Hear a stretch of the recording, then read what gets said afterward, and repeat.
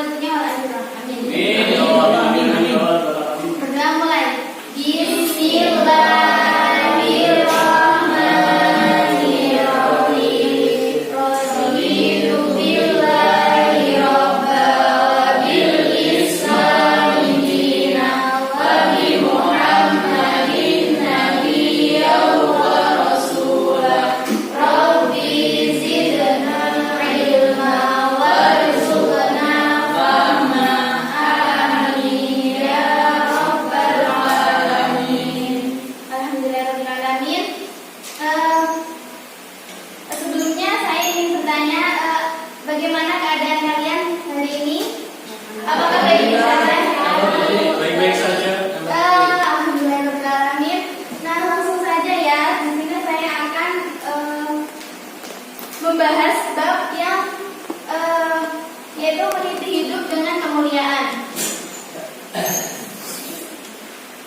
Nah, sebelum kita membahas materinya, langkah lebih baiknya kita membahas terlebih dahulu tujuan pembelajaran. Nah, yang pertama yaitu terbiasa membaca Al-Quran dengan meyakini bahwa kontrol diri atau mujahadah nafs, prasangka baik, husnudzon dan persaudaraan ukhuwah adalah perintah.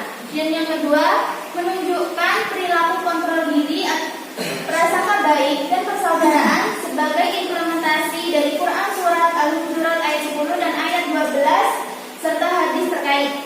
Nah, yang ketiga, menganalisis Quran surat Al-Hujurat ayat 10 dan 12 serta hadis terkait tentang kontrol diri, prasangka baik dan persaudaraan. Yang keempat, membaca Quran surat Al-Hujurat ayat 10 dan 12 sesuai dengan kaidah tajwid dan makharijul huruf. Yang kelima, mendemonstrasikan hafalan Quran surat Al-Hujurat ayat 10 dan 12 dengan fasih dan lancar.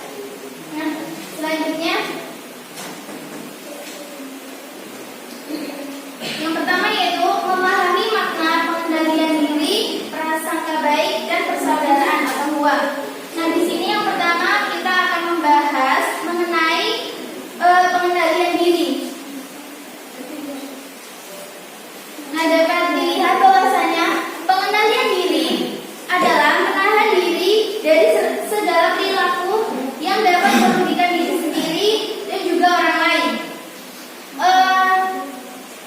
Seperti sifat serakah dan atau tamak.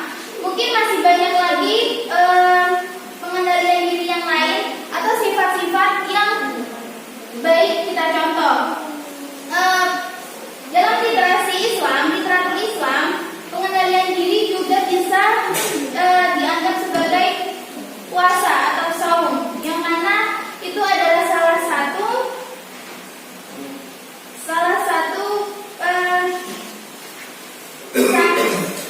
sarana untuk mengendalikan diri. Mengapa dikatakan puasa? Karena puasa itu sendiri adalah mengendalikan diri dari hawa nafsu. Seperti itu. Contohnya dari mengendalikan diri sendiri yaitu menahan marah dan tidak membalas ejekan dari orang lain. Mungkin dari adik-adik sekalian ada yang bisa menambahkan contoh dari pengendalian diri sendiri. Mungkin Mas E bisa menambahkan contohnya pengendalian diri. Ya, mungkin untuk cara pengendalian diri yang pertama tadi sudah dijelaskan dengan puasa. Nah, dengan puasa kita juga menahan hawa nafsu juga. Selain puasa mungkin habis sholat misalnya, istighfar, makanya setelah marah wudhu. Nah, yang terakhir kurangi makan, ya sama aja kayak puasa. Nah, setelah itu menahan diri juga sebenarnya ada banyak contoh kecil, yaitu mempunyai harta yang banyak. Apabila biasanya seseorang ataupun orang mempunyai jabatan tinggi ataupun memiliki uang yang banyak, biasanya itu lupa dari bawahnya juga lupa. Dia hanya mengambil uang, maka dari itu apabila mempunyai uang ataupun sesuatu yang lebih, maka sedekahlah. Itu termasuk juga termasuk juga tentang pengendalian diri. Mungkin seperti itu, Mbak. Terima kasih. Nah, dari contoh Mas Dia tadi yang dapat saya simpulkan yang terlalu panjang bisa dipendekkan, yaitu orang yang sudah mempunyai harta banyak, alangkah lebih baiknya kita mensedekahkan harta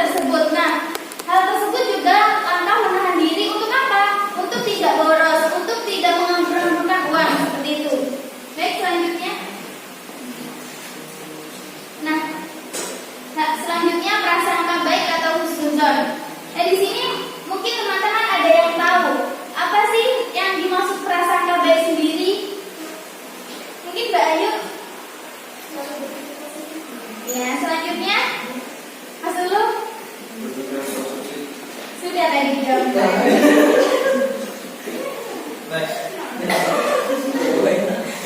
Yang mungkin selanjutnya Mas Noval.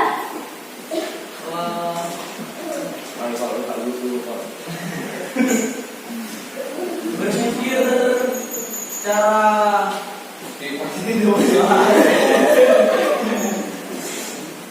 Sudah memiliki rasa dulu. Oh ya. Mungkin dari jawaban Mbak Ayu dan jawaban Mas Robi tadi itu sudah mewakili semuanya ya. Nah, prasangka baik atau husnuzon, kata husnuzon sendiri itu berasal dari bahasa Arab yang artinya husnu baik dan zon prasangka. Jadi prasangka baik adalah sikap seseorang yang selalu berpikiran positif terhadap apa yang telah diperbuat oleh orang lain. Semisal teman kita berperilaku kurang baik terhadap kita, seperti tidak baik terhadap kita. Nah, mungkin kita berpikiran negatif terlebih dahulu, padahal mungkin sebenarnya di balik itu semua ada hal positif. Kita ambil hikmahnya saja, seperti kita teman kita mengatai kita atau menggosipkan kita. Nah, kita pasti berpikiran negatif. Tapi jika kita berpikiran positif, pasti di balik semua itu ada hikmahnya. Mungkin teman kita itu iri atau menyemangati kita dari belakang. Kan itu bisa diambil hal positifnya, jangan diambil hal negatifnya saja, seperti itu. Selanjutnya, nah husnuzon sendiri di dalam Islam itu di dalam ilmu akhlak itu dibagi menjadi 3 bagian. Yang pertama husnuzon kepada Allah, husnuzon kepada diri sendiri, dan husnuzon kepada orang lain. Mungkin teman-teman bisa memberikan contoh husnuzon kepada Allah. Ya, Mas D. Husnuzon kepada Allah yang pertama, syukuri nikmatnya. Yang kedua, yang paling biasanya itu contoh kecil ya. Kadang masa dia mas doanya ya Allah panjangkan saya berikan sehat. Nah langsung diberi biasanya langsung ya Allah serung dino loro kebermadi. Nah mau jangan ngeluh. Nah itu biasanya tidak boleh. Kalau husnuzon kepada Allah berbuat baik, intinya menjalankan sesuatu apa yang sudah diperintahkan oleh Allah dan menjauhi menjauhi larangannya dan mematuhi apa yang diperintahkan oleh Allah. Nah, dari penjelasan tadi juga tadi itu adalah salah satu contoh dari berprasangka baik kepada Allah. Nah, selanjutnya yaitu berprasangka baik kepada diri sendiri. Mungkin Mas Firman bisa memberikan contoh bagaimana berprasangka baik terhadap diri sendiri. Tidak berprasangka buruk. Baik, saya tambahkan ya. Contoh dari prasangka baik terhadap diri sendiri yaitu percaya diri atau yakin terhadap kemampuan kita bahwa kita mampu melakukan hal tersebut. Contoh kecilnya saja saya di sini di depan. Sebenarnya saya juga kurang yakin, tapi kita harus mempunyai rasa yakin tersendiri terhadap diri kita bahwa kita itu mampu di depan, bahwa kita mampu untuk melakukan hal tersebut. Seperti itu.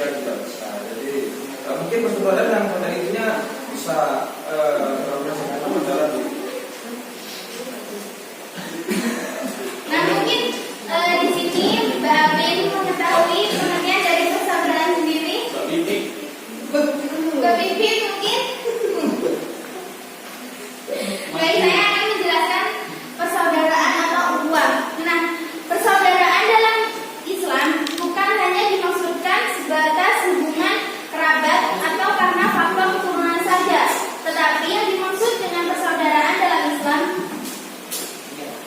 adalah persaudaraan yang diikat oleh tali akidah atau sesama muslim, dan persaudaraan karena fungsi kemanusiaan atau sesama manusia ciptaan Allah Subhanahu wa taala.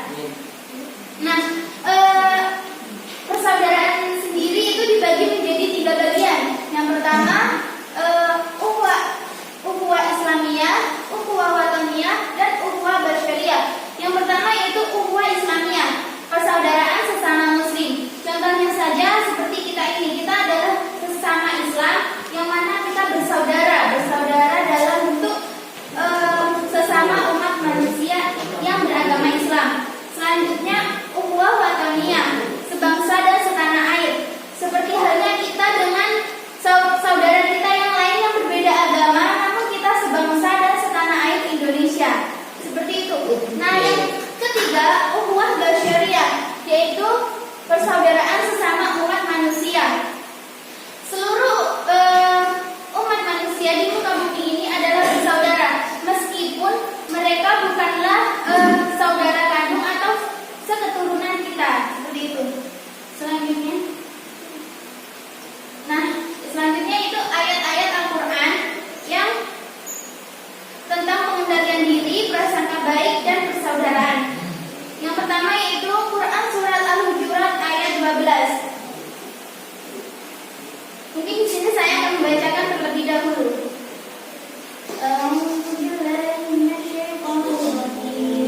Bismillahirrahmanirrahim. Ya ayyuhalladzina amanu ijtanibu katsiran minadh dhanni inna ba'da dhanni ithmun wa la tajassasu wa la yaghtab ba'dukum ba'dan ayuhibbu ahadukum an ya'kula lahma akhihi maytan fakarihtumuh wattaqullaha innallaha tawwabur rahim.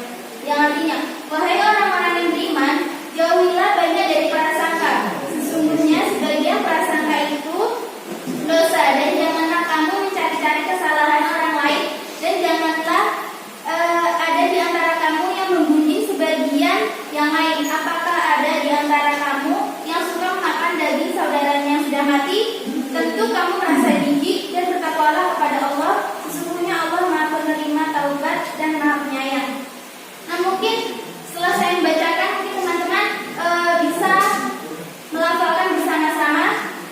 Bismillah. 1, 2, 3.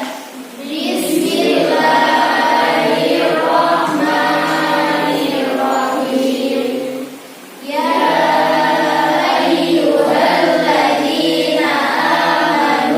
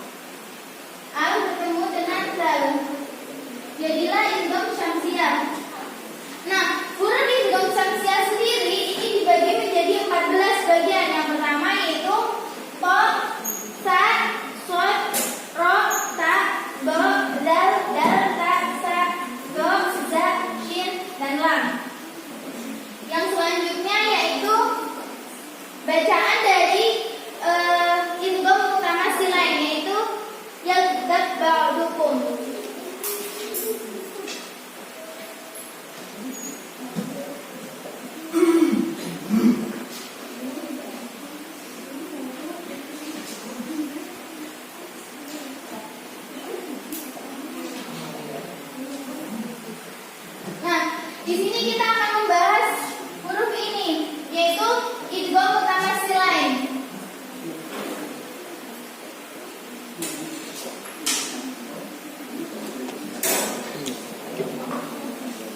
Nah, apa sih yang sebenarnya idgham mutamatsilain? Mungkin teman-teman ada yang mengerti? Belum. Belum, Bu. Nah, di sini saya akan menjelaskan ya sedikit. Apa sih idgham mutamatsilain? Idgham mutamatsilain adalah dua huruf yang makhrajnya sama, sifatnya sama, yang bertemu, yang awalnya disukun. Seperti itu. Mungkin dari penjelasan saya kurang paham? Kurang Bu. Ini Becky belum lulus bukan Becky. Sama, Bu. Masih berapa? Masih 95. Di sini saya hanya menjelaskan sedikit saja ya, tidak semuanya. Nanti, nah di sini dibaca idgham mutamatsilain karena ba bertemu dengan ba yang pertama hurufnya ba disukun atau bahasa kita itu dimatikan terlebih dahulu dan bertemu yang hidup seperti itu. Sebenarnya kan ini saja yang nggak apa-apa. Tapi mengapa demikian? Mungkin karena susunan dari Al-Qur'annya sendiri memang seperti itu. Selanjutnya yaitu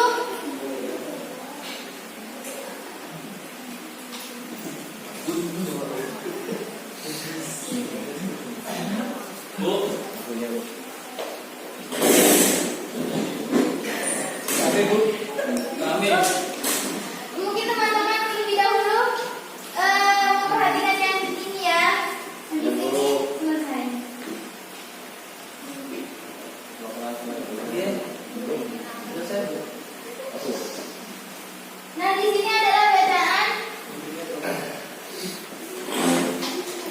Ifa Syafawi. Ifa Syafawi sendiri yaitu mem sukun bertemu dengan ba. Seperti itu. Nah selanjutnya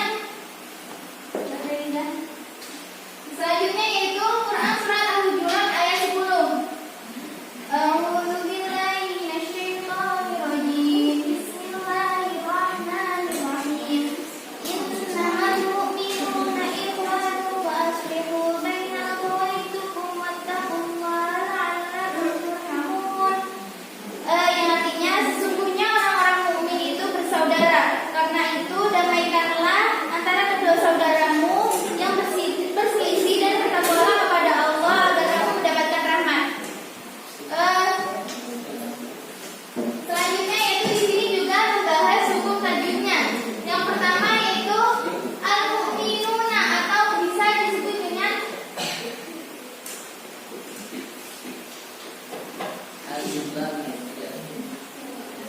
idgham qamariyah karena al disebut dengan mim. Nah, selanjutnya yaitu iwanu fa'ala, ifa, yang artinya tanwin bertemu dengan huruf fa yang bacaannya yaitu samar. Selanjutnya yaitu akhawaytukum, izhar safawi. Izhar safawi ketika mim mati bertemu dengan wa atau bacaannya jelas. Yang terakhir yaitu wattaqullah atau bacaannya taskim. Seperti itu. Nah, dari kandungan dua ayat tersebut, mungkin teman-teman ada yang dapat menyimpulkan dari kedua ayat yang telah kita baca tadi. Mungkin Mbak Ayu. Nah, pada ayat di atas menegaskan bahwasanya ayat yang pertama pada surat Al-Hujurat ayat 12 yaitu menerangkan tentang orang-orang mukmin itu bersaudara, dan yang ayat kedua yaitu tentang perselisihan antara saudara, dan kita diperintahkan oleh Allah untuk melakukan upaya perbaikan atau perdamaian. Bu, ini kami Bu. Jadi bisa diperhatikan lagi ya teman-teman. Jadi dulu. Nah, selanjutnya yaitu tentang hadis. Kita di sini setelah kita menerangkan tentang ayat, alangkah lebih baiknya kita agar kuat mengapa sih kita disuruh mendalilkan diri rasa baik dan persaudaraan. Di sini kita dikuatkan